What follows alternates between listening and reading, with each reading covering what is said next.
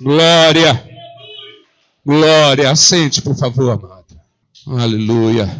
O pastor Daniel está conosco ministrando aqui desde ontem, hoje pela manhã, e estará conosco também amanhã. Amanhã o nosso Tadel, que seria na terça, vai ser amanhã. Deus, o teu filho já está nas tuas mãos, Pai. Nós pedimos que o Senhor fale conosco nesta noite. Nós somos dependentes de Ti, queremos ouvir a Tua voz, Pai. Em nome de Jesus. Amém. Boa noite, irmãos. Eu sou um pouquinho mais calmo, mais tranquilo, né?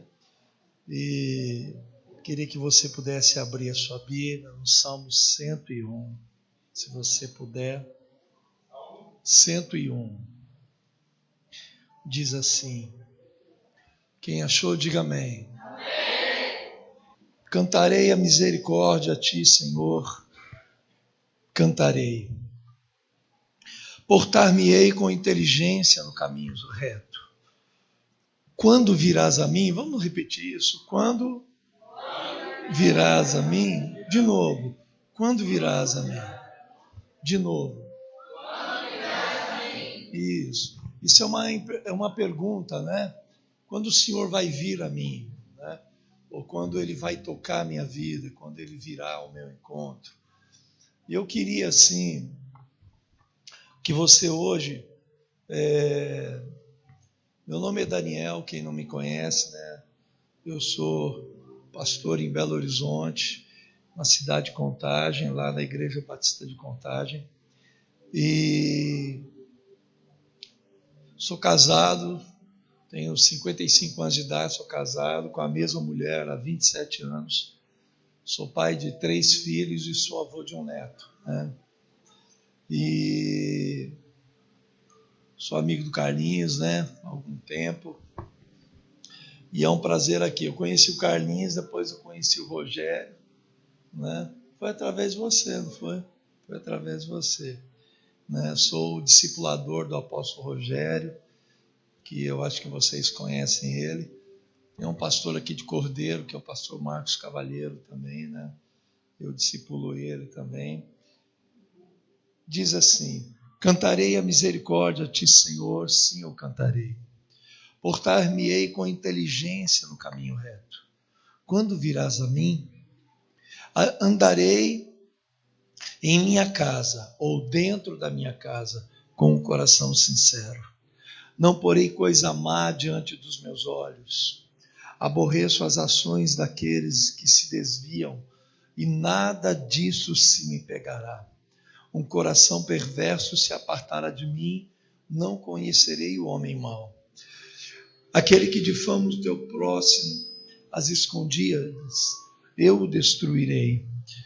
Aquele que tem olhar altivo e coração soberbo, não sofrerei. Os meus olhos procurarão os fiéis da terra, para que estejam comigo. O que anda num caminho reto, esse me servirá. O que usa de engano não ficará dentro da minha casa. O que profere mentiras não estará firme perante os meus olhos. Pela manhã destruirei todos os ímpios da terra, para desarraigar da cidade do Senhor todos os que praticam a iniquidade. Vamos repetir assim: para desarraigar, ou para tirar da casa do Senhor, da cidade do Senhor, todos aqueles que praticam a iniquidade. Meu irmão, pastor Carlinhos falou uma coisa aqui logo no começo, que nós precisamos criar um ambiente, né? E eu concordo com isso. Eu acho que a maior parte de vocês saiu da sua casa para vir para cá, veio para ouvir a voz de Deus, para que Deus possa fazer alguma coisa na sua vida. É bem provável que tenha gente aqui dentro que não tenha nada a ver com isso. É engraçado que no mesmo ambiente pode ter vários tipos de pessoas, né? Uma vez Jesus entrou numa casa lá no Evangelho de Lucas, no capítulo 12. Dentro de um mesmo ambiente tinha uma mulher, Marta e Maria. A Maria pega aquele vaso de alabastro e derrama sobre o Senhor, né? No mesmo ambiente tem um homem chamado Judas. Um homem que estava com o coração totalmente errado e longe de Deus. Longe da visão de Deus, longe do propósito de Deus. Então é possível, no mesmo lugar, ter pessoas que tenham o coração correto para estar aqui e ter pessoas que não estejam com o coração aqui. Elas não tenham nada a ver com isso aqui. Então, quando eu pensei no que ministrar aqui hoje à noite, o Davi era um homem assim, muito apaixonado por Deus. Esse salmo é um salmo de Davi. O salmo de um homem que amava profundamente o Senhor. Um homem que buscava a face de Deus. Se você puder abrir a sua Bíblia, voltar alguns livros, alguns capítulos atrás. Salmo 92, por exemplo, um salmo também de Davi. Davi dizia, várias vezes ele falava da razão disso aqui, né? Às vezes a gente canta muito e adora pouco, né? A quantidade de música, ela não mede a profundidade da nossa adoração. A gente pode cantar 1 hora, mas ter adorado com profundidade, às vezes muito pouco ou quase nada, né? Mas às vezes as pessoas elas ficam muito dispersas na hora, porque o louvor é a linguagem do céu. Se você olhar o Salmo 92, olha o que ele diz: bom é louvar ao Senhor e cantar louvores ao teu nome, Altíssimo.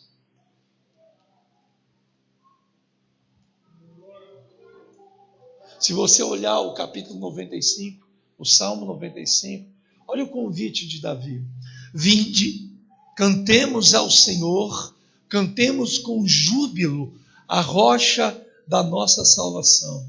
Apresentemo-nos ante a sua face com louvores, celebremos com salmos. Você percebe? Existe um convite de Deus para que eu me aproxime dele. Como ele diz: vinde, cantemos ao Senhor. Cantemos, não é de qualquer jeito, ele diz assim: cantemos com júbilo a rocha da nossa salvação. E ele diz: apresentemo-lo ante a sua face, no verso 2, com louvores, e celebremos a ele com salmos. Verso 6 diz assim: ó, vinde, adoremos, prostremo-nos, ajoelhemo-nos diante do Senhor, que nos criou, porque ele é o nosso Deus, e nós, o seu povo, o povo do seu pasto, e ovelha da sua mão. Se hoje ouvirdes a sua voz, não endureçais o vosso coração. Então existe a possibilidade, no mesmo ambiente, você ter pessoas que vieram para cantar a Deus, que vieram para adorar a Deus, e pessoas que estão endurecidas, assim, extremamente endurecidas, com o coração longe de Deus. Uma vez ele falou assim: esse povo se aproxima de mim, com a boca me louva, com os lábios me honra, mas o seu coração está longe de mim. Então existe a possibilidade de alguém cantar, mas o coração está longe de Deus. Existe a possibilidade de alguém cantar uma música, como canta a música do César Menotti Fabiano, como canta a música do Zeca Pagodinho. Cantar, qualquer um pode cantar. Mas você percebe, ele diz: esse povo me honra com os lábios, com a boca me louva. É uma coisa só de boca. Mas ele diz: mas o seu coração está longe de mim. E nessa ideia do Davi, ele diz: hoje, se ouvirdes a sua voz, não endureça o coração. Então pode existir alguém aqui com o coração endurecido. Você cantou com o seu coração endurecido. Você adorou com o seu coração endurecido. Você orou com o seu coração endurecido. Com a vida totalmente endurecida. Isso para Deus não tem valor algum. Salmo 96, ele diz assim: cantai ao Senhor um cântico novo. Cantai ao Senhor todos os moradores da terra. Cantai ao Senhor, bendizei o seu nome, anunciai a sua salvação de dia a dia, anunciai entre as ações a sua glória, e entre todos os povos as suas maravilhas. O verso 7 diz assim: dai ao Senhor, ó famílias dos povos, dai ao Senhor a glória e a força. Olhe para mim aqui, meu irmão. Nós não podemos dar qualquer coisa, entregar qualquer coisa, cantar qualquer coisa, fazer de qualquer jeito. Eu não posso fazer isso. Eu não posso passar a tarde toda assistindo televisão e vir para cá e querer celebrar Deus.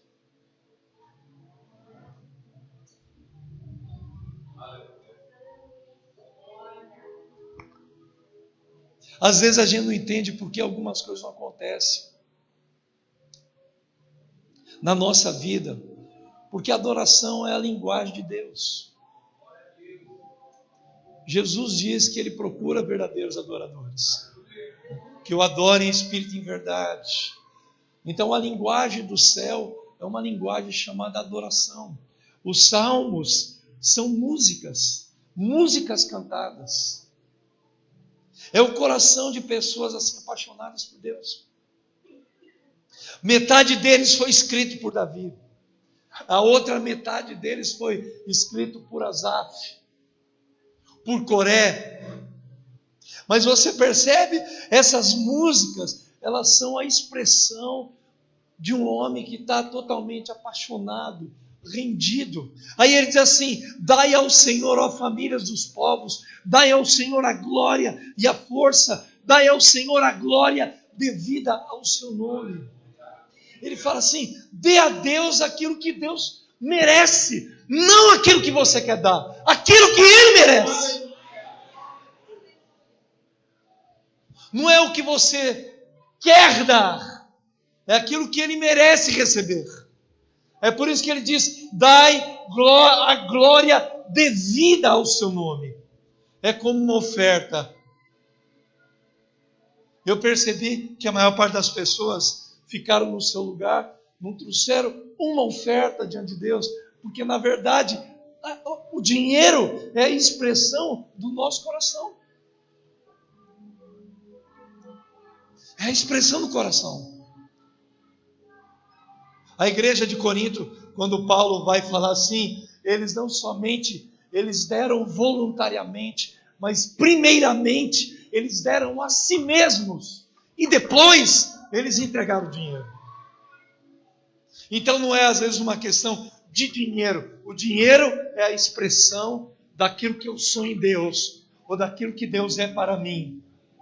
Lembra aquela mulher que quebrou o vaso de alabastro?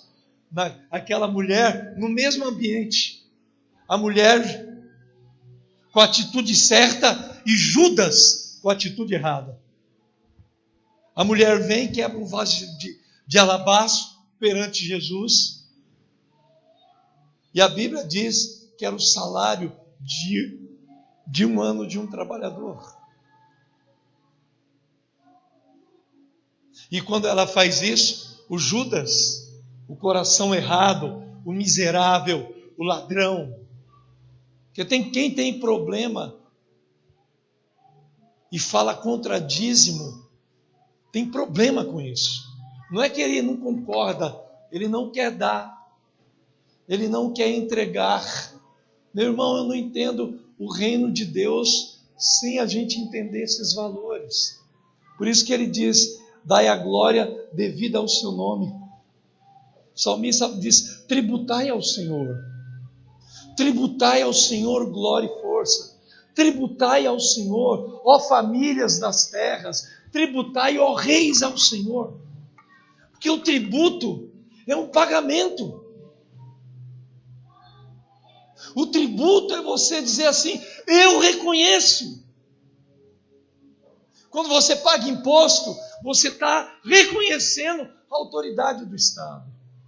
Quando você paga o tributo a Deus, que é os dízimos, as ofertas, você está reconhecendo a autoridade de Deus. Você está dizendo assim: eu te reconheço. Eu te reconheço. O Senhor é dono de tudo.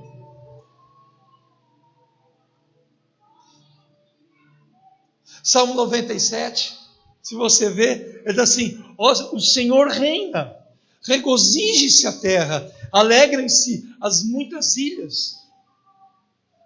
Nuvens e obscuridade estão ao redor dele, justiça e juízo são a base do seu trono. Adiante dele vai um fogo que abrasa os seus inimigos em redor. Os seus relâmpagos alumiam o mundo, a terra viu e tremeu. Os montes se derretem como a cera na presença do Senhor, na presença do Senhor de toda a terra. Verso 12 ele diz: alegrai-vos, ó justos, e dai louvores em memória da sua santidade. Aleluia. Aleluia, meu irmão. Aleluia. Salmo 98, olha o que ele diz: cantai ao Senhor um cântico novo. Por que eu devo cantar? E ele diz: porque ele fez maravilhas. Eu tenho que cantar porque ele fez maravilhas. Ele tem feito maravilhas. A sua destra e o seu braço santo lhe alcançaram a vitória.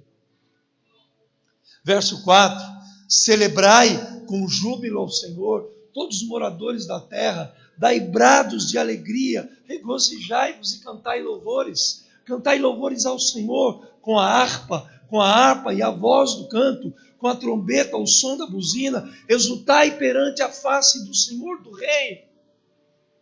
E ele diz, verso 8, verso 7: brame o mar e a sua plenitude, o mundo e os que nele habitam, os rios batem as palmas, regozijem-se também as montanhas perante a face do Senhor, porque vem a julgar a terra, com justiça julgará o mundo e o povo com equidade. Ele diz assim: cante, cante, cante, regozije-se a terra.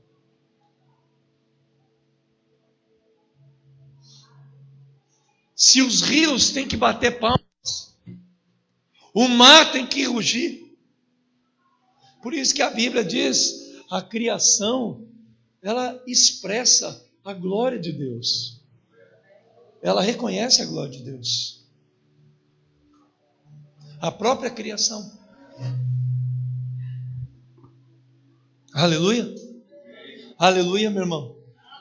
Mas eu entendo também, irmãos, que as pessoas não podem chegar perante Deus de qualquer jeito. Eu entendo, sabe, como o pastor Carlinhos disse, precisa haver um ambiente. Ele chega aqui, no capítulo 100, no Salmo 100, celebrai com júbilo ao Senhor todos os moradores da terra. Verso 4, entrai pelas portas dele com louvor, e em seus átrios com hinos, louvai e bendizei o seu nome, porque o Senhor é bom e eterna a sua misericórdia, e a sua verdade estende-se de geração em geração. Aí o Davi, ele para de incentivar as pessoas a cantar, aí ele muda, ele diz assim: eu cantarei, no Salmo 101, a bondade e a misericórdia do Senhor. Então ele diz assim: cantem vocês, regozijem-se, celebrem vocês. Aí ele muda, ele fala assim: eu cantarei. Eu cantarei a bondade e a misericórdia do Senhor. Sim, eu cantarei. Eu cantarei. Mas só que chega num determinado momento no Salmo 1, irmãos, que ele começa, no versículo 2, ele diz assim: eu vou cantar, mas eu vou me portar com inteligência. Tem uma tradução que diz assim: portar-me-ei com prudência no caminho reto. Porque a nossa ideia, sabe, a nossa ideia de adoração é sair de casa, vir para dentro de uma igreja, para um culto dentro da igreja. A ideia de Deus, a adoração, ela é um estilo de vida, é um modelo de vida.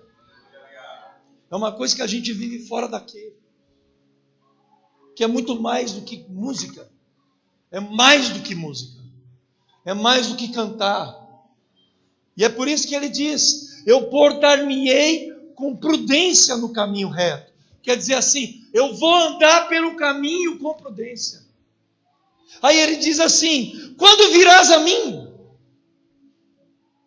portas adentro da minha casa, eu terei um coração sincero. E quando eu penso nisso, meu irmão, eu vejo a ideia de Davi de expressar o relacionamento dele com Deus. Ele precisa sair de dentro da igreja para ir dentro de casa. Porque cantar aqui, pular aqui, dar pinote aqui, e rodopiar e plantar bananeira aqui é fácil. Quero ver você crendo dentro de casa. É por isso que ele diz: eu me portarei, eu vou me comportar com sinceridade, portas adentro da minha casa. Então, e ele diz assim: quando o Senhor virá ter comigo? É como se Deus quisesse visitar Davi. Pare para pensar nisso. Quando virás a mim? Quando o Senhor vai vir à minha vida? Quando o Senhor vai tocar a minha vida? A gente vive o tempo todo, eu sou assim, eu vivo quase o tempo todo na expectativa de uma visitação de Deus em qualquer momento. Do Espírito Santo fazer algo na minha vida em qualquer lugar. Pode ser dentro de um avião, pode ser em qualquer lugar. Em qualquer lugar. Quando virás a mim?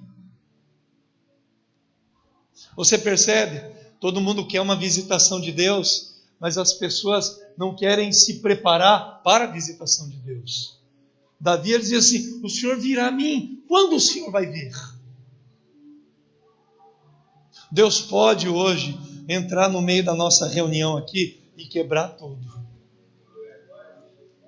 Mas Ele pode não fazer isso do jeito que a gente espera. Mas Ele pode fazer isso dentro da minha casa, dentro do meu quarto, no meu ambiente de trabalho. Você consegue entender o que eu estou dizendo?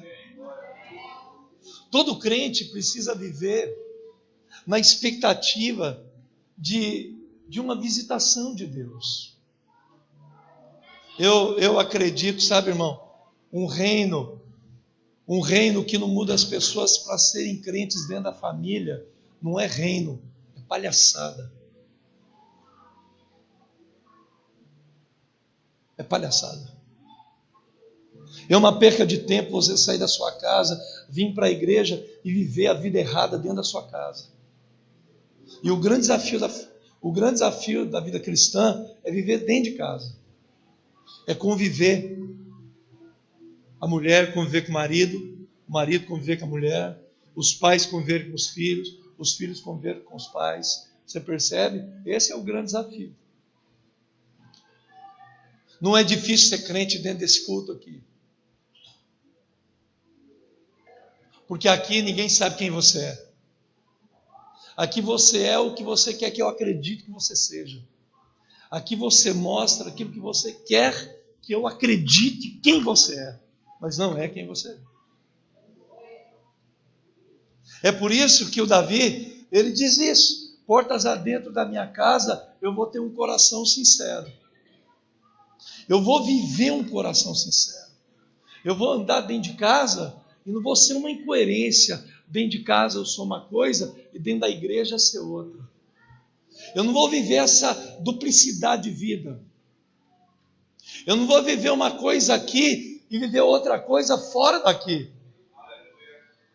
Eu preciso ser uma coerência daquilo que eu prego, daquilo que eu canto, daquilo que eu acredito, daquilo que eu faço todo domingo aqui.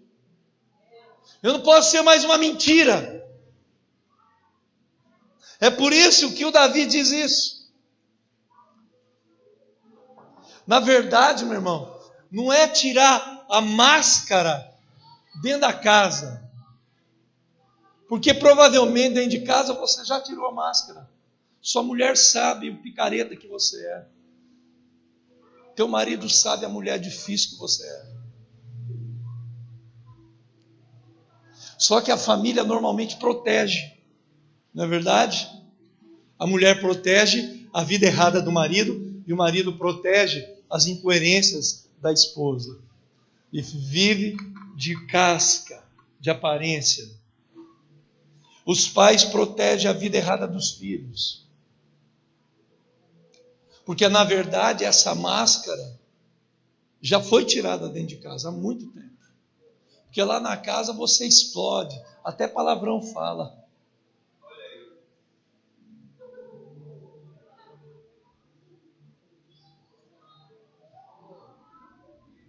Só Deus sabe quem você é. Você percebe a ideia do profeta Malaquias? Ele diz assim: eis que eu enviarei o espírito do profeta Elias, antes que venha o grande e terrível dia do Senhor. Ele converterá o coração dos pais aos filhos e o coração dos filhos aos pais. O avivamento, meu irmão, não é para jogar você no chão e você ficar dando cambalhota, dando pirueta igual um tonto. O avivamento é para mudar, para converter o seu coração para a sua família e converter o coração da sua família para você. Ele diz assim: eu enviarei o espírito do profeta Elias e ele converterá o coração dos pais aos filhos e dos filhos aos pais. Então o avivamento que as pessoas podem pular, pode celebrar, pode, deve. Mas você percebe? Ele tem que estender isso. Ele tem que mudar as coisas dentro de nós. Que avivamento é esse?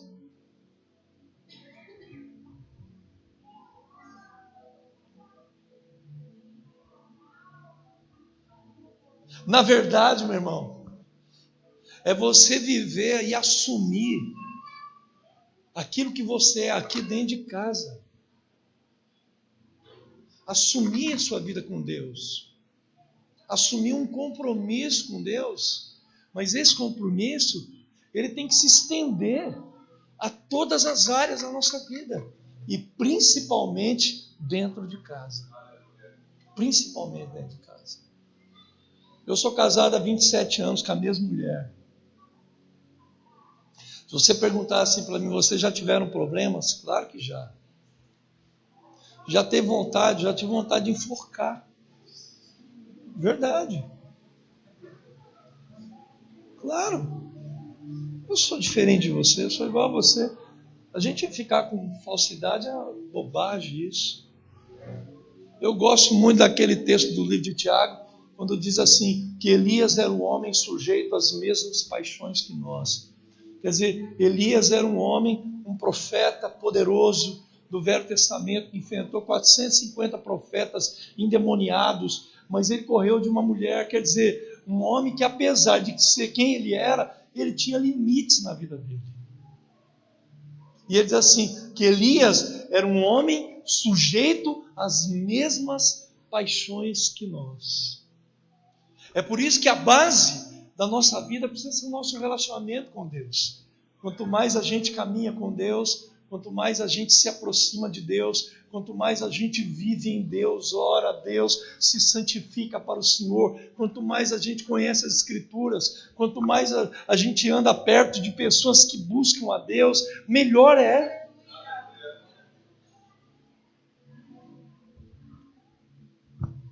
E eu queria nessa noite aqui poder compartilhar isso com você. Eu acredito que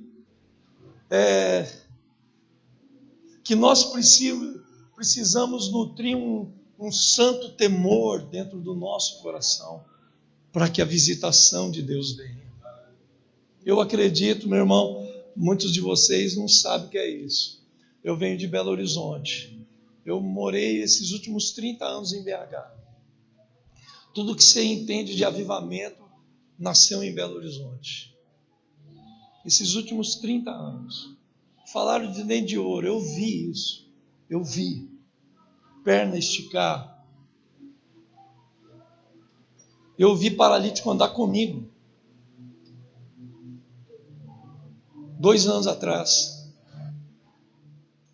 Então eu acredito que Belo Horizonte é um lugar que é uma fonte. É um lugar que, de maneira assim, diferenciada, Deus escolheu para manifestar a glória dele, para expandir para o Brasil. Quem vai muito em Belo Horizonte, você percebe, as igrejas em Belo Horizonte são mais saudáveis. Lá em Belo Horizonte não tem pregador itinerante. Lá esses caras não ganham, não tem espaço.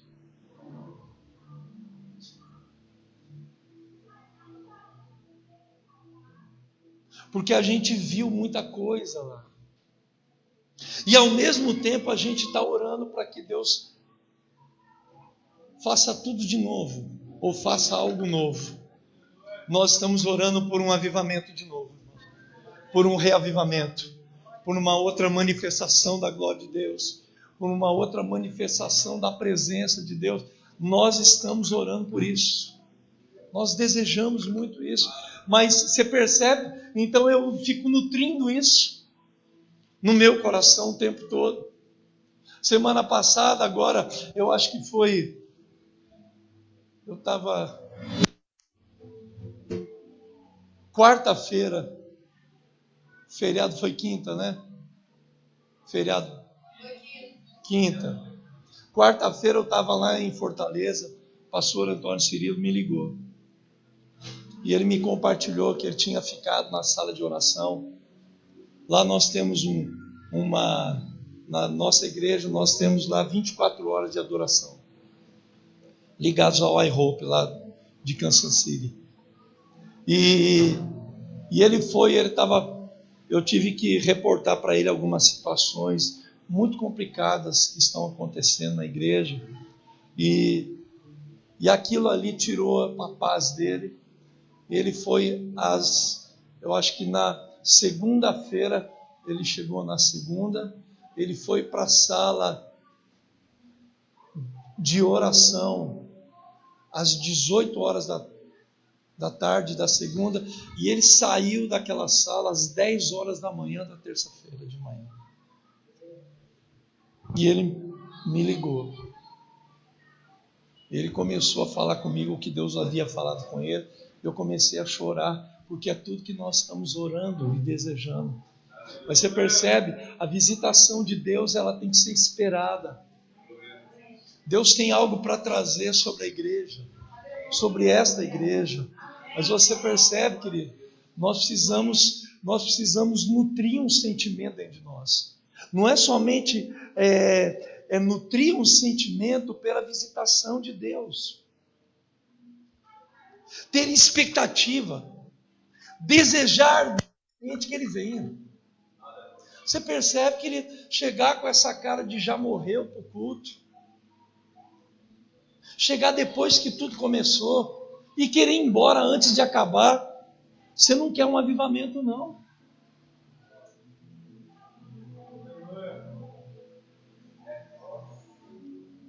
A gente precisa querer um avivamento de fato. Pagar o preço por um avivamento. Orar por um avivamento. Os irmãos, quando vão abrir culto, não pregar na hora da abertura do culto. Orar. Gastar muito tempo orando. Muito tempo orando. Porque é a oração que vai mover os céus. Posso ouvir um amém? É a oração. Mas para isso, meu irmão, eu preciso entender algumas coisas. Se eu quero a visitação de Deus, se eu quero um mover de Deus, se eu quero um avivamento, se eu quero que Deus venha e faça alguma coisa na minha vida, eu preciso agir, ter algumas atitudes. Que o Davi disse aqui no Salmo 101. Ele começa dizendo assim: andarei com prudência no caminho reto. Andar com prudência quer dizer, eu vou guardar o meu testemunho. Eu fui líder do louvor da Lagoinha. E de vez em quando a Ana Paula, ela ia lá em reuniões lá comigo, Ana Paula Valadão. Ela era minha liderada lá. E eu me lembro que numa dessas várias reuniões que a gente teve no Ministério do Louvor lá, e a Ana Paula, ela chegou, estava eu, a Isabel Coimbra, os meninos, Isael, Robinho, uma turma, toda a equipe que trabalhava junto comigo. Na hora de ir embora, a Ana ia embora a pé. E ali é uma região onde tem muito noiado. Eu falei, Ana, você vai? Eu falei assim, não, eu te levo lá em cima. Ela ia pegar o Benjamin. Eu te deixo lá em cima. E eu chamei um irmão do Ministério de Louvor para ir no carro comigo. Eu tenho 55 anos de idade. Eu nunca levei uma mulher no meu carro sozinho. Eu não atendo mulher em gabinete. Carlinhos sabe disso. Não atendo. Eu entrei no carro, a Ana Paula entrou no banco de trás. Eu não falei nada, mas eu entendi. Andar com prudência. Prudência. A prudência, ela é amiga da sabedoria.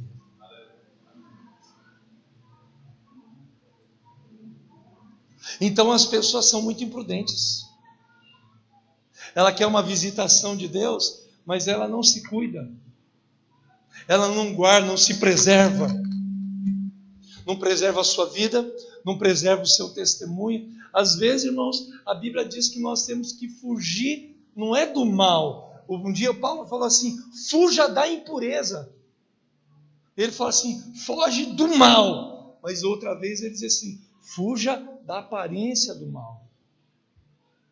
Qualquer coisa que dê uma aparência estranha.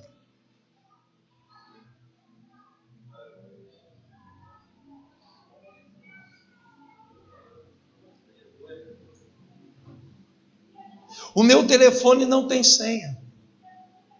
Aliás, o meu telefone, o seu tem biometria? Tem, né?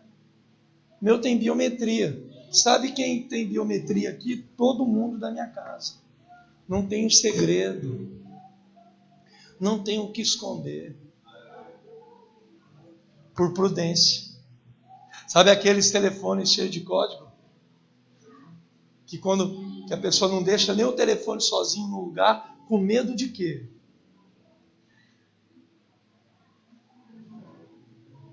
Em razão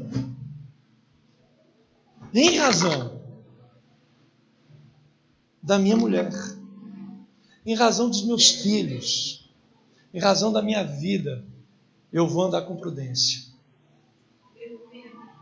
Eu vou viver com prudência. Eu vou caminhar com prudência. Em razão disso.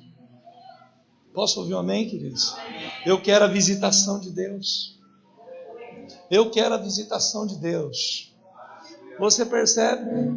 No versículo 2 ele fala uma segunda coisa. Quando eu quero a visitação de Deus, ele diz assim no versículo 3: não porei coisa má diante dos meus olhos. Em outras palavras, se eu quero a visitação de Deus, eu preciso fechar as janelas da minha alma. Lembra quando Jesus disse, o que é que contamina o homem? Não é o que sai pela boca, é o que entra. Ele diz assim, de tudo que o homem tiver que guardar, guarda o coração. Ele disse, os olhos são a lâmpada do corpo. Se os olhos são bons, todo o corpo é bom. Se os olhos são maus, todo o corpo é mau. Mas você percebe que o Davi, ele fala assim, eu quero a visitação de Deus, eu não vou ficar colocando coisa má diante dos meus olhos. Eu não vou colocar a pornografia diante dos meus olhos. Vendo na internet o que não deve. Vendo na televisão de madrugada programa que não deve.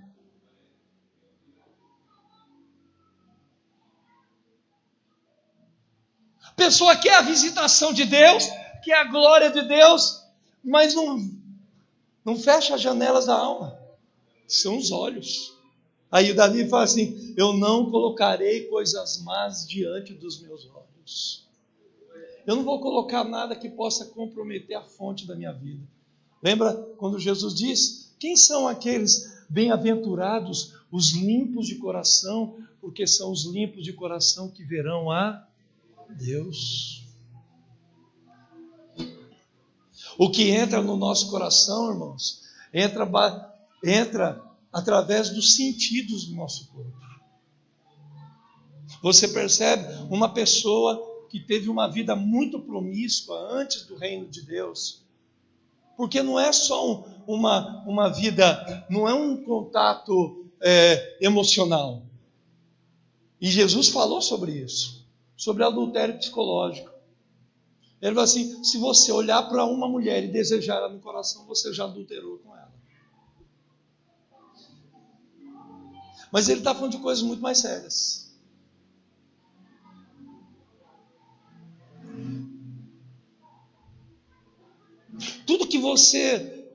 Todo tipo de contaminação que veio através dos sentidos do corpo.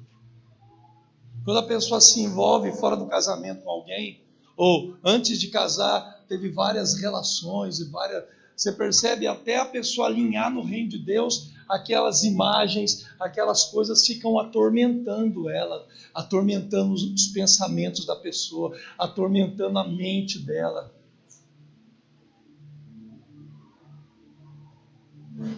É por isso que o apóstolo Paulo diz assim: purifiquemo-nos de toda contaminação, tanto da carne quanto do espírito.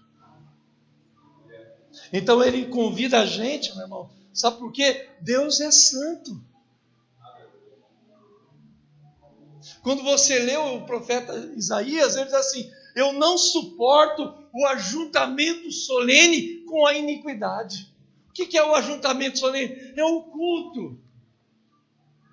E ter pessoas no meio de uma reunião dessa, contaminados, com a mente contaminada, com o corpo contaminado, fazendo o que não deve lá fora, vendo o que não deve nas madrugadas, com o hábito de masturbação.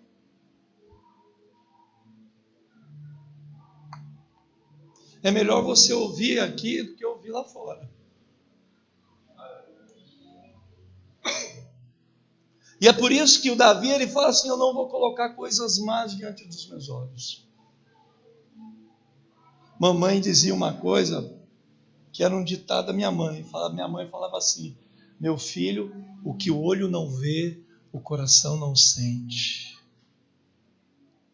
Quando o Davi diz isso, eu não coloco coisas más diante dos meus olhos, quer dizer, o que o meu olho não vê, o meu coração não sente.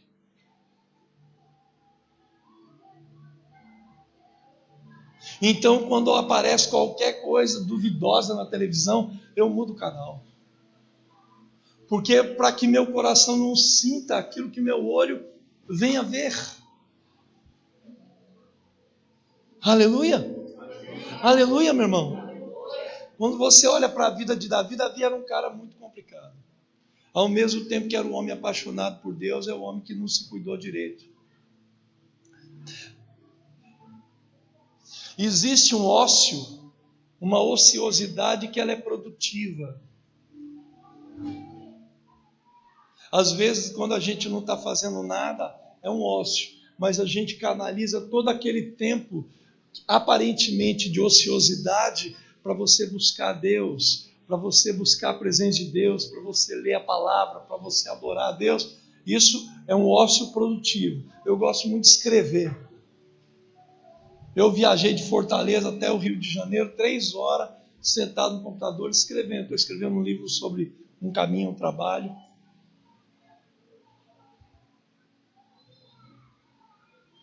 Quando eu paro, é o ócio produtivo. Mas tem uma ociosidade que ela não é produtiva. Pelo contrário, ela é maligna. Quando você olha o pecado de Davi, pensa no pecado de Davi junto comigo. Quando Davi, ele peca, quer dizer, não é somente ele adulterar. Na minha opinião, ele se deitou com a mulher do melhor amigo. Eu sempre falo isso. Para mim é muito mais sério isso. Quando você olha para a Escritura, olha o que a Bíblia diz. A Bíblia diz assim: Davi andou em todo o caminho do seu pai e fez tudo o que agradou o Senhor. a não ser no caso de Urias, o heteu. Ele estava tão fissurado por aquela mulher, por aquele relacionamento, que ele matou o marido da mulher. O homem, segundo o coração de Deus, ele teve coragem de matar. Ele estava obcecado pelo erro dele. Mas sabe como que tudo começou? A Bíblia diz o quê? Enquanto todos os reis de Israel, todos os reis da terra saíam para guerrear, Davi ficou em Jerusalém. Todo mundo na guerra. Todo mundo fazendo alguma coisa, trabalhando. Aonde Davi estava? Em casa, ocioso, com a mente vazia.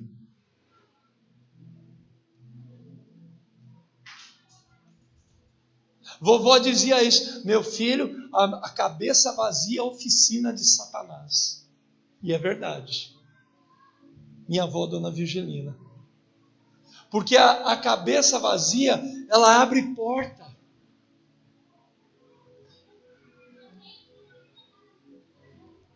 Para que aquilo que está dentro de você seja contaminado por aquilo que você vê, e por aquilo que você ouve, por aquilo que você toca.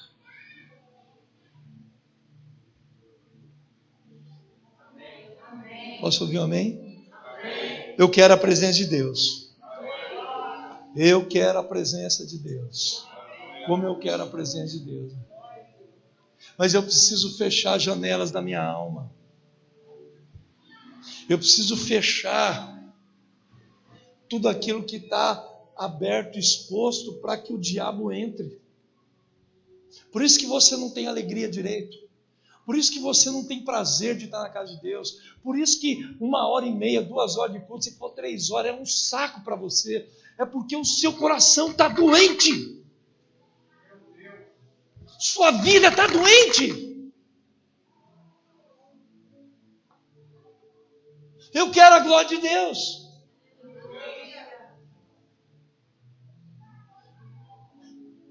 Mas se eu quero ver a glória de Deus, eu não posso colocar as coisas más diante dos meus olhos.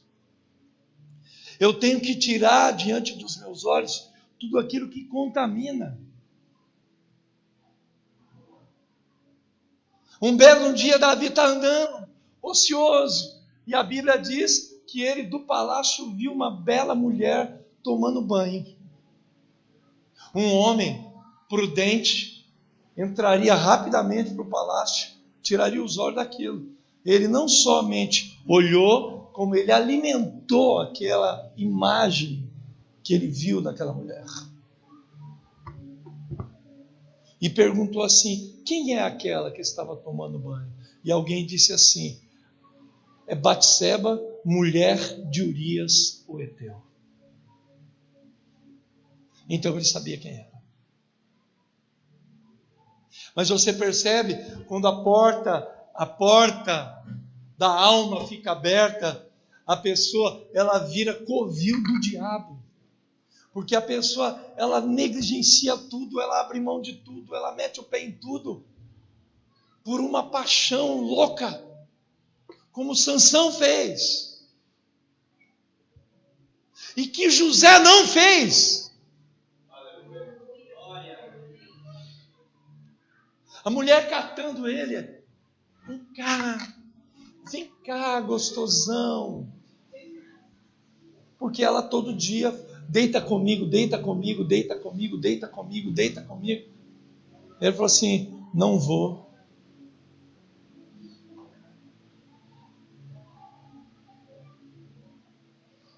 Eu não farei isso contra o meu Senhor. Aleluia. Você percebe, a visitação de Deus na vida de José demorou algum tempo depois. José foi acusado injustamente e ficou 7 anos preso por uma acusação injusta. Mas a visitação de Deus sobre a vida de José veio. E José se tornou governador de todo o Egito. Sabe por quê? Porque a visitação de Deus veio. Porque ele guardou as janelas da sua alma. Aleluia! Aleluia, irmãos. Aleluia.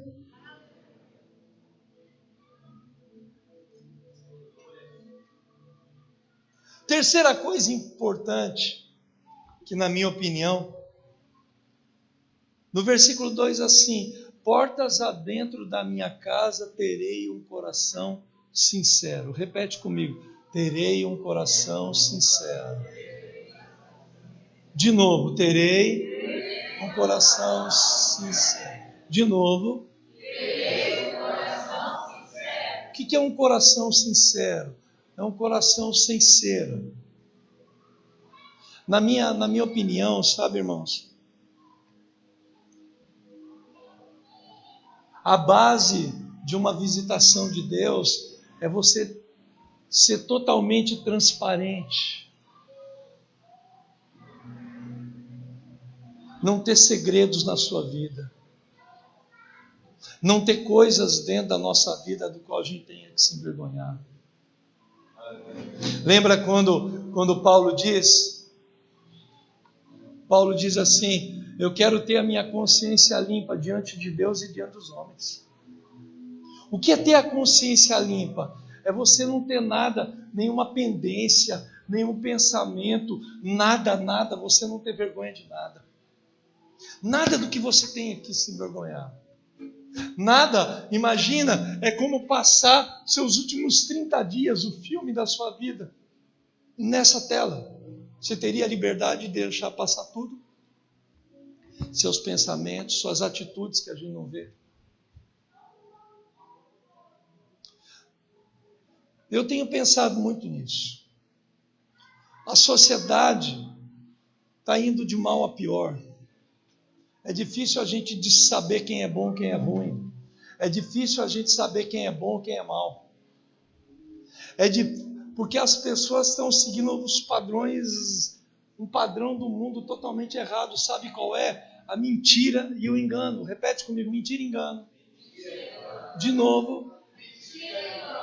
Queria perguntar, tem uma unção nesse banheiro, alguma coisa assim? A pessoa entra lá e sai cheia do Espírito Santo? Tem?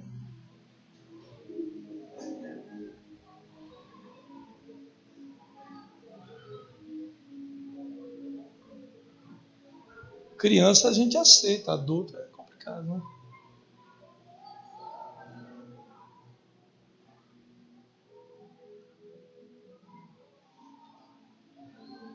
A pessoa finge que tudo está bem. Ela finge que a vida dela está bem. Ela finge que o casamento está bem. Ela finge ser uma pessoa que ela não é. Então o mundo diz assim: finja. Finja ser o que você não é. Minta. Negue até o fim. Diga que não foi você. Lembra o Cunha? Eduardo Cunha, nosso irmão, está preso lá. Sabe o que o Cunha disse? Ele falou assim, que o dinheiro que estava no exterior não era dele, a assinatura era dele, o documento era dele, tudo era dele. Tinha xerox do documento dele, da foto do passaporte dele. A assinatura era dele. Ele falou: não é meu, é do diabo. Então foi o diabo que fez isso? Mas você percebe, as pessoas mentem o tempo todo. A base do reino de Deus, ele diz assim: o que é a igreja? A igreja é o baluarte da verdade. Ele manda cingir os nossos lombos com a verdade. Cinge os lombos com a verdade. O diabo é o pai da mentira. O que é isso? Enganar e mentir é a mesma coisa. Então, o que as pessoas vivem? Impressione os outros. Vista uma máscara. O importante é você se safar. O importante é você se dar bem, ainda que você tenha que mentir. Ainda que você tenha que negar uma coisa que não fez. Em tempos modernos, a gente está vivendo desse jeito.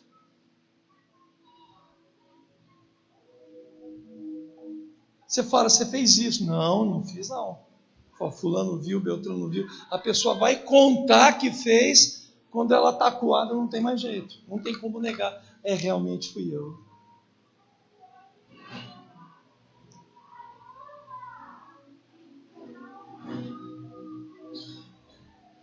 A pergunta é, por que é tão difícil você assumir que errou? Dificilmente as pessoas assumem o que fizeram, assumem os seus erros, assumem as suas responsabilidades pelos seus erros, elas transferem a responsabilidade do erro para o outro.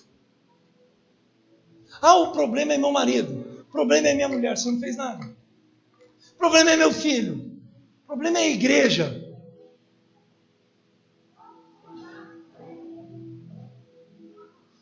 É que ninguém cuidou de mim. Agora a moda na visão do MDA é essa. Não, eu estava sozinho. Beleza. E o Espírito Santo em você não serve de nada, não? No mundo é assim. Dentro da igreja é a mesma coisa. As pessoas estão vivendo de aparência. Sabe o que não fiquei assustado e ao mesmo tempo assustado? Essa festa tabernácula, a quantidade de crente que caiu endemoniado lá na festa tabernácula. Quantidade de crente que caiu endemoniado. Gente, eu falei assim, fulano, meu Deus. Líderes, pastores,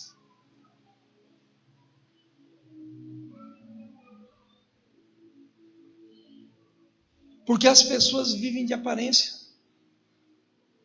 Lembra lá o livro de Timóteo, quando diz assim, Paulo falando assim, tendo eles aparência de piedade, contudo, eles negam o poder, foge deles. Porque tem gente na igreja que tem aparência de piedade não tem nada. Tem crente dentro da igreja que é mal companhia. É o tipo da pessoa que você não pode levar para dentro de casa. Você não pode deixar sua filha ou seu filho perto da pessoa.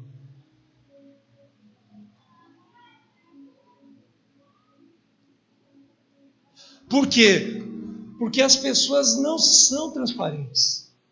A pessoa é capaz de vir de casa até a igreja brigando com a mulher dentro do carro. Ele entra aqui dentro. Vamos, querida. Em casa te dou um soco na cara. Verdade.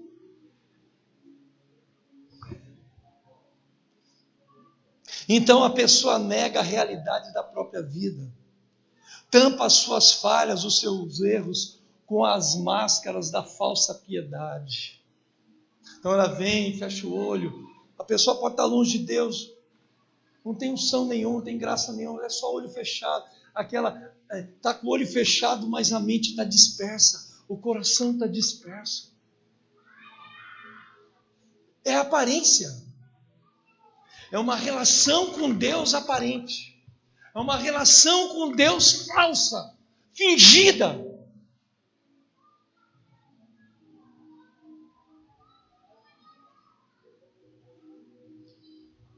Uma falsa piedade, uma falsa santidade. Lembra quando Davi diz, portas adentro da minha casa, eu terei um coração sincero. Sabe o que é ter um coração sincero? Ter um coração verdadeiro. Lembra quando Jesus diz? Ele procura verdadeiros adoradores. Que adorem o Pai em espírito e em verdade.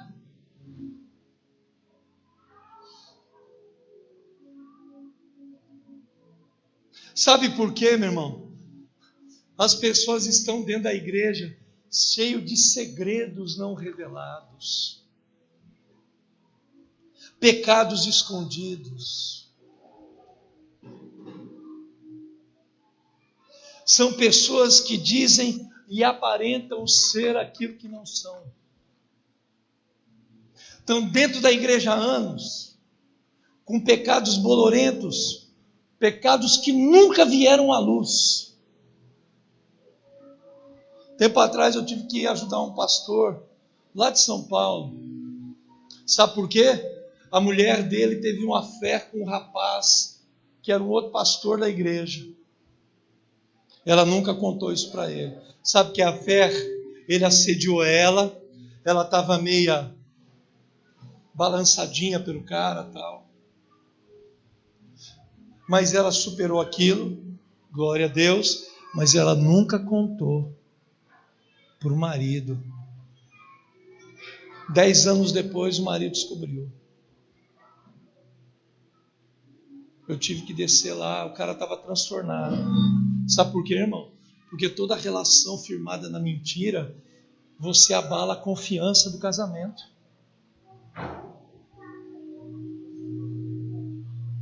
Abala a confiança. Se a pessoa esconde a vida, ela tampa as falhas dela. Sabe, irmão, a necessidade de discipulado na igreja é tão real, que todos nós precisamos ter alguém perto de nós, do qual a gente possa confiar nossa vida, a gente possa confiar um segredo desse, e dizer assim, eu quero abrir meu coração, me ajuda.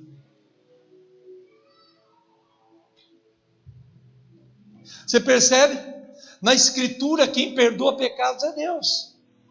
Se confessarmos os nossos pecados, Ele é fiel e justo para nos perdoar.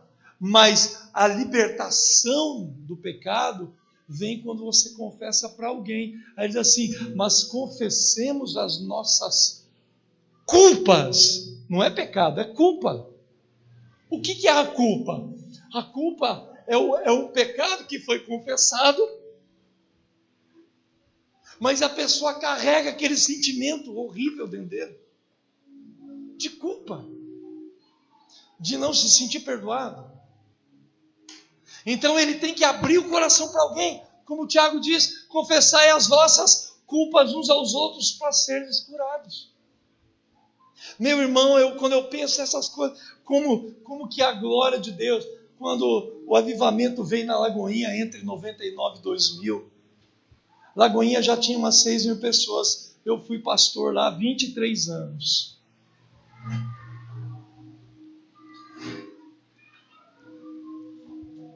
O gabinete pastoral, Carlinhos, era cheio de gente pedindo ajuda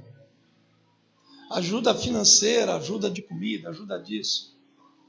Quando o avivamento veio na igreja, a gente descobriu, é tão chato isso, a gente descobriu que a nossa igreja era uma lata de lixo, com um monte de gente, adultérios escondidos, mulheres que traíam marido que traía mulher, gente com problema de homossexualidade dentro da igreja, gente com problema de lesbianismo dentro da igreja. Quando veio o avivamento ia constrangendo as pessoas tinham que abrir o coração, elas iam para o encontro com Deus, quando voltava do encontro, era um derramar de Deus, que a pessoa ia no púlpito da igreja, depois teve que começar a cortar um pouco algumas coisas, porque gerava muito desdobramento depois.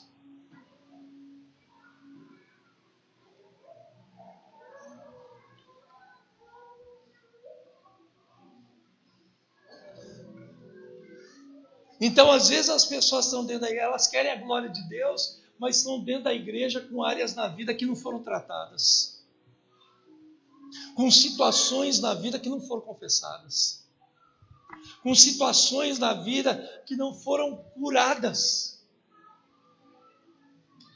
Quando a pessoa vive assim, quando ela vive com essas coisas escondidas dentro dela, isso, ao invés de empurrá-la para Deus, só empurra ela para viver uma vida de mais pecado, de hipocrisia e de engano. Porque ela vai viver dentro da igreja escondendo aquilo, com aquela aparência.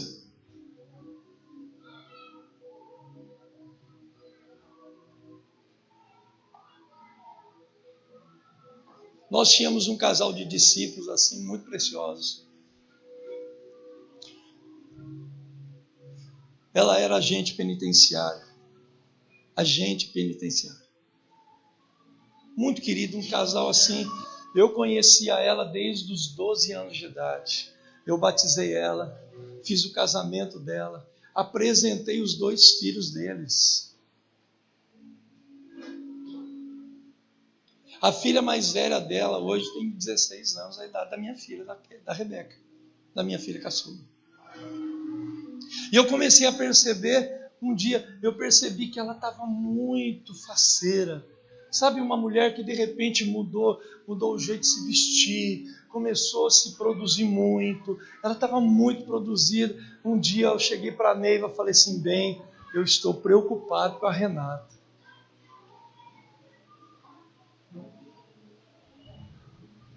Estou preocupado.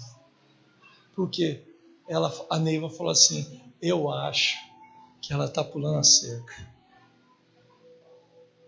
Ela falou assim, então vamos conversar com ela. Passei uma semana orando. Ela dava uns perdidos. Sabe aqueles perdidos? O telefone sai do ar. Estava aprontando. Um dia eu cheguei nela.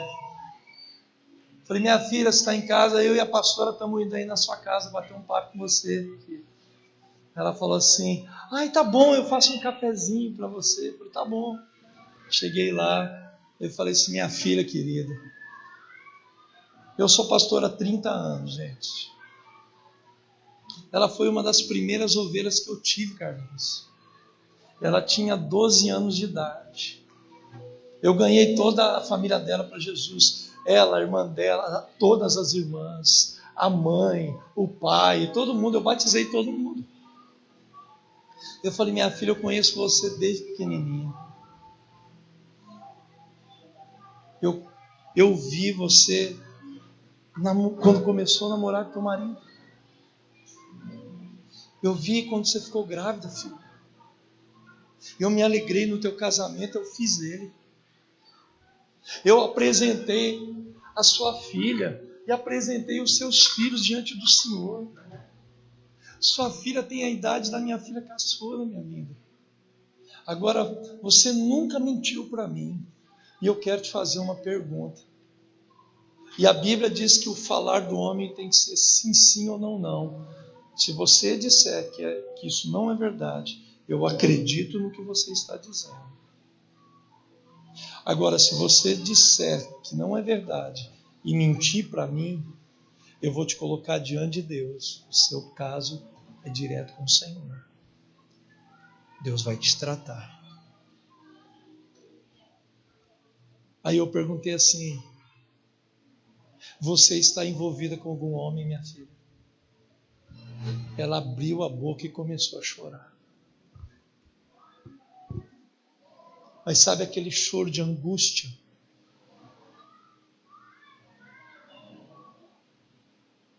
Tudo tem uma causa e um efeito. O erro dela não justifica o do marido. O marido era um cavalo, boçal, ignorante, estúpido. Não elogiava mais a esposa. Não falava coisas agradáveis a ela. Minha esposa tem 50 anos, gente. É claro que tudo na nossa vida mudou. Pneuzinho a mais. Mas são essas coisas que nutrem ou que desestabilizam uma relação. Aí o Ricardão começou a dizer para ela o que o marido não dizia. Começou a elogiar ela. Começou a falar do cabelo dela. Começou a falar do corpo dela. Começou a falar coisas que o marido não observava mais, se observava, não falava. E ela falou assim, eu me envolvi. Eu falei assim para ela, minha filha, provavelmente você está num ambiente de trabalho que as pessoas são muito fofoqueiras. Se você não contar para o teu marido, ele vai saber pela boca dos outros. Você quer fazer isso comigo e com a pastora juntos? Ou você quer fazer isso, você e ele? Eu falei, não, eu vou fazer com você junto. Tá bom, minha filha. Eles estão casados para a glória de Deus. Mas aquele homem pensou em matar o cara. Ele ficou 10 dias na minha casa, Carlinhos. Ele só chorava. Ele não conseguia sair para trabalhar. Só chorava, só chorava.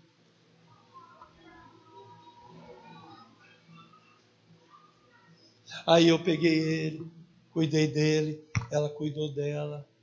Eles são pastores hoje.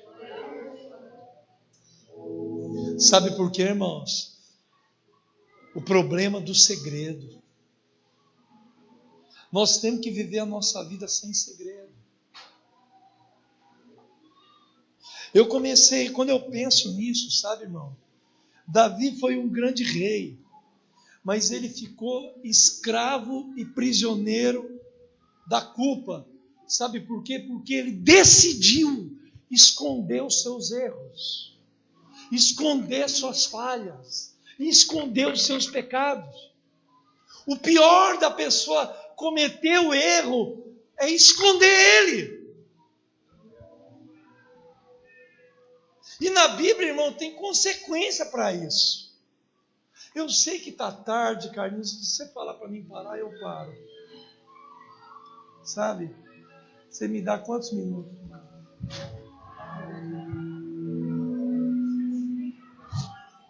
Vocês me dão mais 10 minutos? Quem me dá 10 minutos? 10 mais 10, 20. Mais 10, 30. Ué, baixa a mão, mais 10, 40. Mais 10, 50. Mais deu 1 hora. Beleza, tá ótimo. Pode abaixar.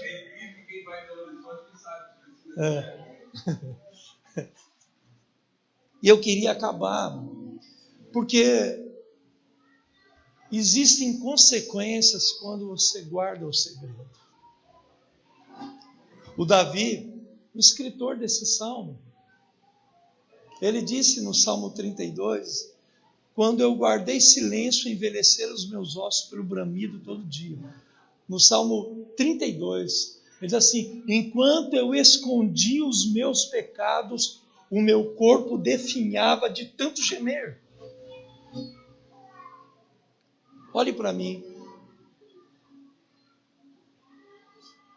A consequência de guardar segredo, a consequência de você esconder a sua vida da esposa, esconder a sua vida do marido, esconder a sua vida dos pastores da igreja, esconder a sua vida do seu líder de célula, esconder a sua vida de um discipulador. Isso é muito sério. Então a gente precisa alertar todas as pessoas da igreja, os nossos discípulos, os efeitos negativos que segredos podem causar na vida de uma pessoa. É avassalador isso, é destruidor. Como o segredo pode destruir a vida de alguém? Os segredos podem destruir um casamento. Os segredos podem destruir o ministério de alguém. O segredo pode destruir uma igreja. Pode destruir a vida profissional de alguém. Um segredo.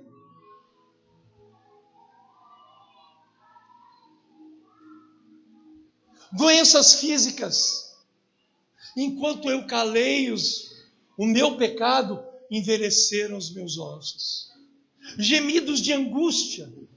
Uma alma que esconde segredos, ela vai gemer de angústia devido à intensidade da dor do pecado escondido.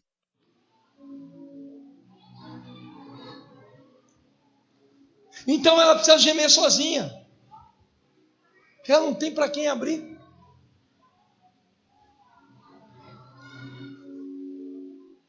Lembra quando Davi disse, a tua mão pesava dia e noite sobre mim, porque a culpa, ela fica pesada demais, a alma fica pesada, fica difícil vir para um culto, fica difícil ouvir uma pregação, Fica difícil adorar a Deus, é difícil orar, é difícil a pessoa ajoelhar e ter qualidade de oração. Fica uma coisa difícil e improdutiva, porque a alma, ela está aprisionada nisso. O pior disso é a oposição de Deus. O segredo, sabe? Lembra quando a Bíblia diz: a tua mão pesava dia e noite contra mim. Olhe para mim e ouça isso. Você não ter o favor de Deus na sua vida não é uma coisa agradável. É uma coisa muito ruim você não ter a mão de Deus fluindo na sua vida. Portas abertas. Alguns de nós a vida é muito difícil. Mas o pior de você não ter o favor de Deus é você ter Deus contra você. Ter a mão de Deus contra. Deus resistindo a tudo que você faz. Ele mete o pé na porta e fala assim: a porta que eu abro, ninguém pode fechar, e a porta que eu fecho, ninguém vai abrir. Caminhos fechados, tudo agarrado. Sabe por quê, irmãos? Tudo por causa de um segredo. Eu acredito, sabe, irmãos, que a melhor maneira é aquilo que o salmista diz ali nesse salmo dele. O Davi, num determinado momento, ele diz assim: os meus olhos procurarão os fiéis da terra para que estejam comigo. Tem gente que não é boa companhia, às vezes dentro da igreja. Lembra quando a Bíblia diz: aquele que calunia o seu próximo, aquele que se desvia do caminho, ele não estará comigo, e nada disso se me pegará. Então tem pessoas que não fazem bem para a vida da gente. Então nós temos que eleger pessoas que andem perto de nós, que nos ajude a buscar a Deus, que nos ajude a amar o Senhor. Você entende o que eu estou dizendo? Que fale para nós as coisas que nós precisamos ouvir. Não é verdade, irmão? O avivamento que Deus quer mandar não é um avivamento pessoal, é um avivamento coletivo. É para ser derramado na igreja, através da igreja, por meio da igreja, no seio da igreja. Mas você percebe, a gente não vai a lugar nenhum se a gente estiver sozinho. Então eu preciso confiar minha vida a alguém. Eu quero um avivamento. Para isso, eu preciso andar com prudência no caminho reto. Posso ouvir um amém? Eu preciso fechar as janelas da minha alma, guardar os meus olhos. Terceiro, eu preciso viver uma vida de transparência e de verdade. Eu não posso ter segredo na minha vida. Quarto, eu preciso procurar os fiéis da terra para que estejam comigo. Posso ouvir um amém? Quantos de nós aqui quer um avivamento? Vamos ficar em pé. Fica aí.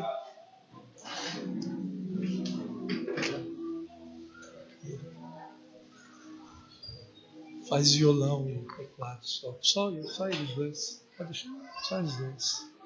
Dá um som maior. Só os dois. Só os dois.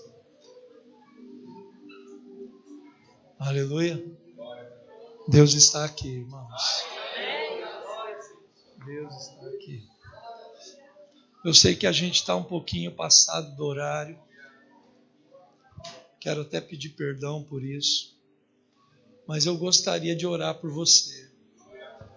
Queria convidar você a estar aqui amanhã no Tadel. Vai ser maravilhoso. Amém, gente?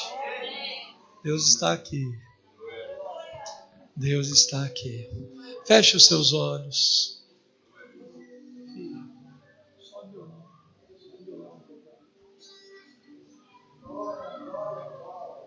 Ei. Oh. Oh. Yeah. Yeah.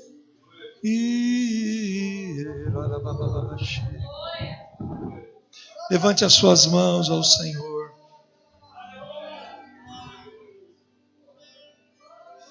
Levante as suas mãos ao Senhor. Feche os seus olhos.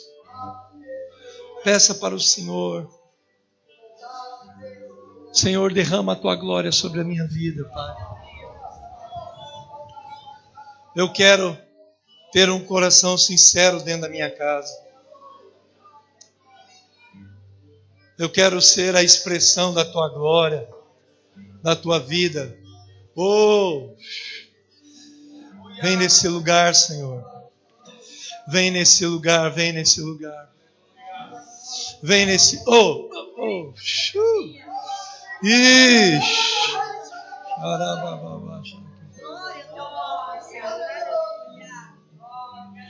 Ixi! Ixi!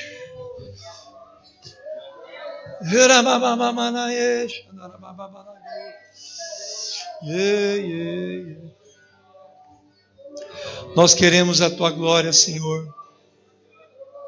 Queremos nos achegar ao Senhor. Tua palavra diz: se eu me achegar a ti, o Senhor se achegará a mim.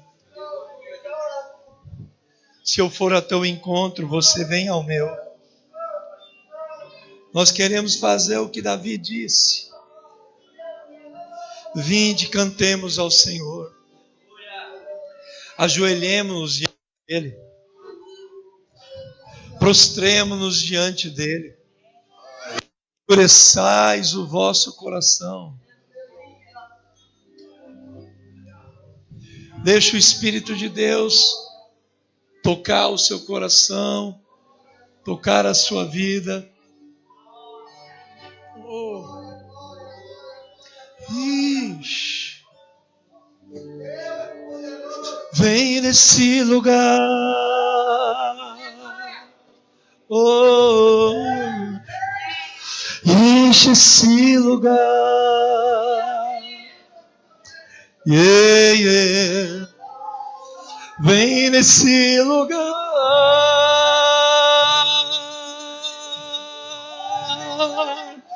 Enche a minha vida, Senhor Jesus.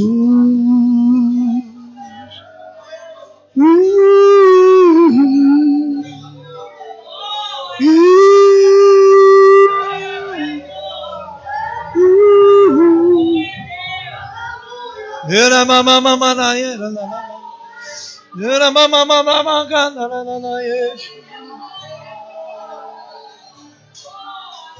A Bíblia diz que o coração contrito, o espírito quebrantado, Deus jamais desprezará. Oh! Ei!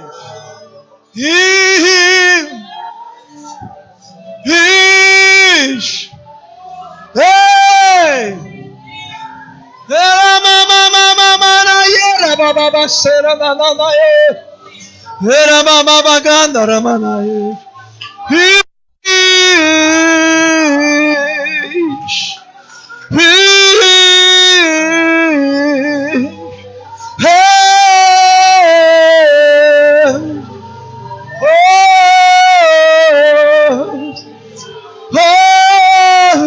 Vem Deus, vem Deus, vem nesse lugar, Senhor.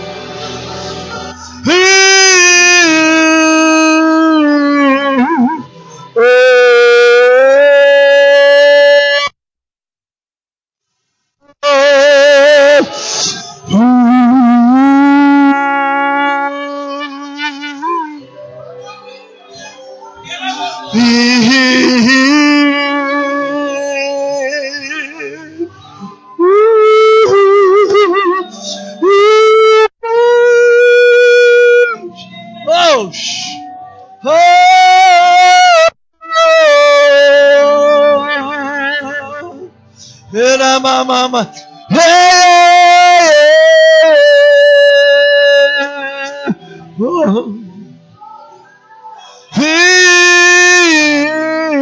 Vem, Deus, vem nesse lugar, enche esse lugar.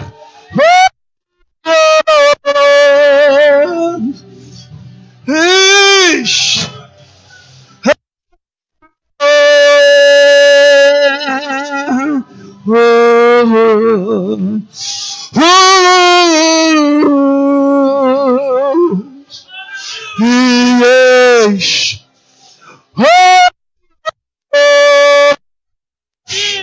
Ora mamamanaye, ora mamamanaye,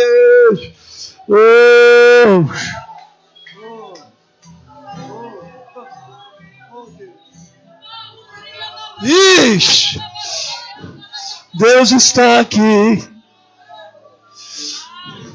bem dentro de mim. Ele habita em você. Ele está dentro de você. O Espírito Santo, Ele é santo. O avivamento, Ele é santo. A glória de Deus, Ele é santa. Ei! Oh! Oh! Oh! Oh! Oh! Oh! Oh! Oh! Oh! Oh!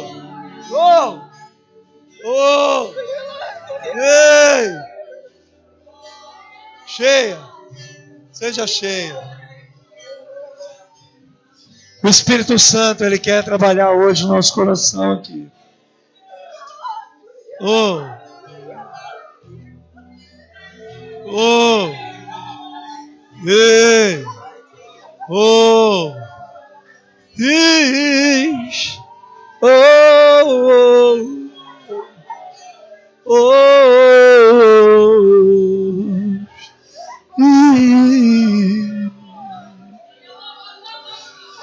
Tu que estás assentado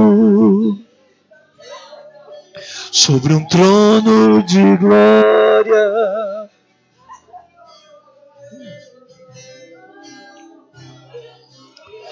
tu que estás entronizado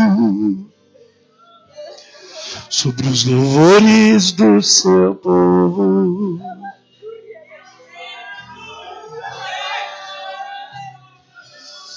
tu que estás aclamado por anjos, vem nesse lugar.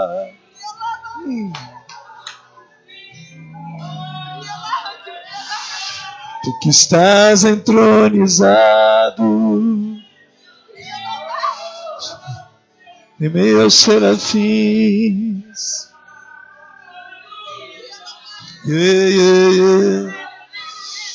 Tu que estás entronizado por sua igreja, vem nesse lugar.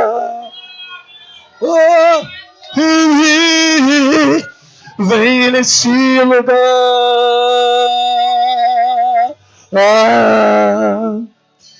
E enche esse lugar.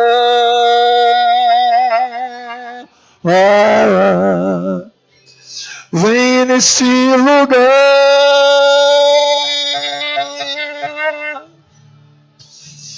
Enche a minha vida, Senhor. Vem nesse lugar.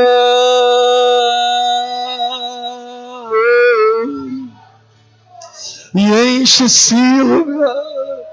Oh, yeah, yeah. Vem nesse lugar. Oh, ei! Oh! Enche a minha vida, Senhor Jesus. Jesus, vem Jesus, vem Jesus. Vem, Jesus. Vem, vem, vem, Jesus. Vem nesse lugar. Enche esse lugar. Yeah, yeah. Yeah, yeah. Oh, yeah, yeah. Oh, oh, hey, oh. Era bababaçou. Ora mamamamanaye. Ora macota ramanaye. Oh. Peça para que o Espírito de Deus mostre para você. Davi orava assim: Senhor, esquadrinha o meu coração. Vê se há algum caminho mau. Guia-me pelo caminho reto. Se tem algum caminho obscuro na minha vida, se há um segredo, Senhor, eu quero contá-lo. Eu quero abrir o meu coração para o Senhor. Oh! Oh! Era bababaganda ramanaye. Era bababaganda ramanaye. Era mamamanaye ranayo. Sheye.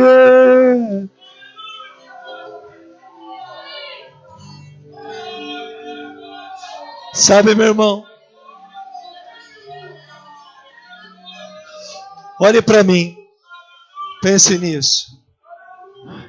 Jesus disse, o apóstolo João, na epístola dele, ele disse assim: se andarmos na luz, como ele na luz está, nós temos comunhão uns com os outros. Ninguém vai ter comunhão com ninguém na igreja se a pessoa anda na escuridão. A Bíblia diz que quem anda nas trevas não sabe de onde vem, não sabe para onde vai. Porque as trevas lhe cegaram. Os segredos fazem mal. Por isso que ele diz: se nós andarmos na luz como ele, Deus, na luz está. Então a nossa vida tem que ser colocada na luz. Nosso coração tem que ser colocado na luz.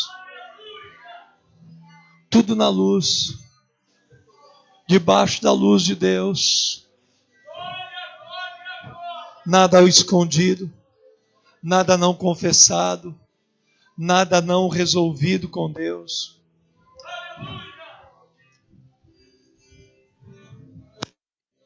Alguém disse que é melhor você confessar uma tentação do que você ter que confessar um pecado.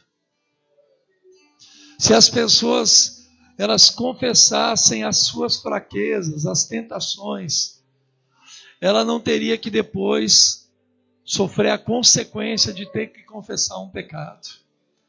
Ela dizer para alguém, abrir o coração: Pastor Carlinhos, queria abrir meu coração para você, me ajuda. Alguns anos atrás, eu pregava muito numa igreja no Espírito Santo. Eu vou muito lá ainda. Depois de algum tempo de indo lá, o líder daquela igreja, o pastor, um homem muito precioso, um homem muito crente. Um dia nós andando pela praia assim, sentamos numa pedra e ele começou a chorar. E ele falou assim: Pastor Daniel, eu preciso abrir meu coração. Tem algo que está corroendo a minha alma. E ele contou que antes dele ser crente, ele era homossexual. Até aí tudo bem. Porque a Bíblia diz que quem está em Cristo é nova criatura, as coisas velhas já passaram. Nenhum problema. Mas ele queria me confessar uma tentação. Que ele estava tendo atração por um rapaz da igreja. Meu irmão era um homem, ele é um homem de Deus até hoje. Um homem sério, um homem santo, mas tinha uma fraqueza.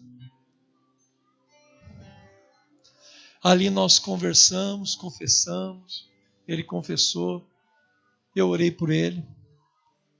Daquele dia em diante eu comecei a ligar para ele semanalmente, 2 vezes por semana, 3 vezes por semana. Ligava de Belo Horizonte para ele e falei: aí meu filho, como é que está aquela área? Você fez o que eu te falei, se afastou da pessoa, não tenha contato físico com a pessoa para não despertar o que teu olho vê. Ele falou assim: eu estou fazendo tudo isso. Graças a Deus, depois de todo esse tempo, ele está firme no ministério com uma igreja muito poderosa lá no Espírito Santo. Sabe por quê, querido? Davi entendeu qual é a consequência danosa de você guardar segredos na sua vida. Por isso que ele diz: confessei-te o meu pecado e não mais o ocultei. Por isso, eu confessarei o meu pecado sempre ao Senhor. Bem-aventurado o homem cuja iniquidade é perdoada e cujo pecado é sarado. Foi Davi que disse isso. Aleluia. Ore comigo e diga assim: Senhor, obrigado por essa noite. Guarda o meu coração. Coloca um discipulador na minha vida, uma discipuladora na minha vida. Uma pessoa que eu possa confiar o meu coração. Que eu possa abrir o meu coração. E eu possa ser curado. Eu não quero andar na escuridão. Eu quero andar na luz. Em nome de Jesus. Aleluia.